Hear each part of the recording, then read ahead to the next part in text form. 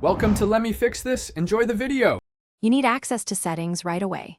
Press Win+I to open settings. That bypasses extra navigation time. Once done, click Personalization and select Background so you can change wallpaper even when Windows Report's not activated.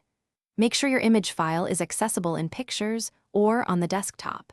You're starting the core change now. Do not go to Activation or Store. This step prepares the files and interface so subsequent tweaks will stick visually. You will now apply changes that work without activation. Select Picture, Solid Color, or Slideshow in background. Pick a local image to avoid store dependencies.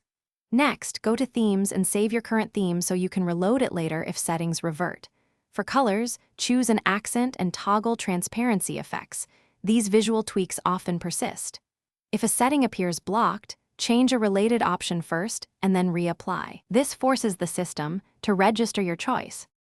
Finish by setting the lock screen to a local image and saving your theme one more time. That reduces reverts.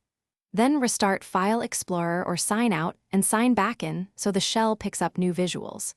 Make sure to keep a backup copy of your wallpaper and exported theme file on a USB or cloud.